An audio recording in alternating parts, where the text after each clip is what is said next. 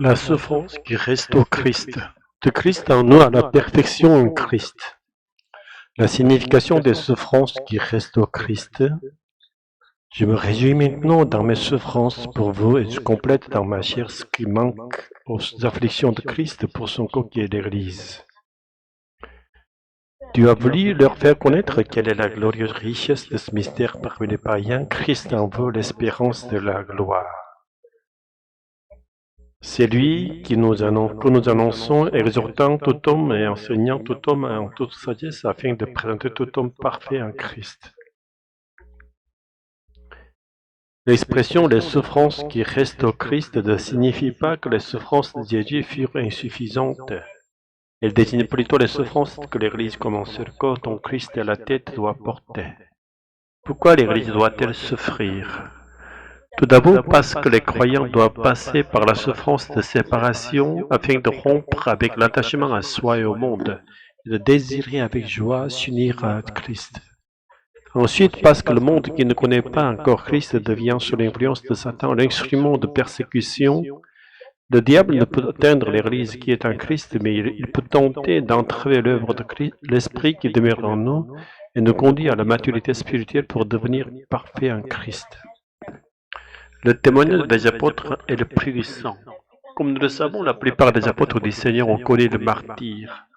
Leur mission fut à l'image de Jésus de s'offrir eux-mêmes en sacrifice pour l'Église, c'est-à-dire pour les croyants. Telle est la signification du ministère apostolique confié par Dieu. Les croyants, l'Église, sont ceux qui ont reçu la grâce infinie et inestimable de devenir enfants de Dieu, achetés par le sang de Jésus et par le sang des apôtres. Celui qui est en nous, le Christ, n'est autre que le Saint-Esprit venu à nous au nom de Jésus-Christ. C'est uniquement par le mérite du Christ que le Saint-Esprit demeure en nous et nous abandonnons pas. Et que pour que les croyants soient découverts comme parfaits en Christ, les apôtres ont dû, par la sagesse et la puissance de l'Esprit, annoncer la parole de Dieu, endurer toutes sortes de souffrances, aller jusqu'à offrir leur vie. L'apôtre Paul désirait que les apôtres portent sur eux-mêmes toutes les souffrances, afin que les croyants goûtent seulement aux deux fruits du salut. Pour cela, il voulait remplir dans son propre corps les souffrances de l'Église. L'appel de l'Église aujourd'hui, cependant, le grand nombre de martyrs apparus après Paul montre que ce désir n'était qu'une espérance. Nous qui sommes l'Église et le corps organiquement unis à Christ et la tête, devons nous souvenir des souffrances de Christ aussi du martyre des apôtres.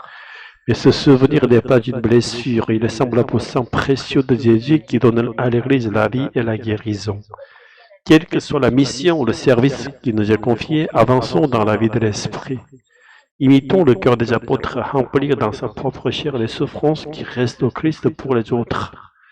Aimons d'un amour semblable à celui de Paul tous les membres de l'Église ainsi que les enfants de Dieu qui sont encore au dehors. Alléluia, Amen. Prière finale.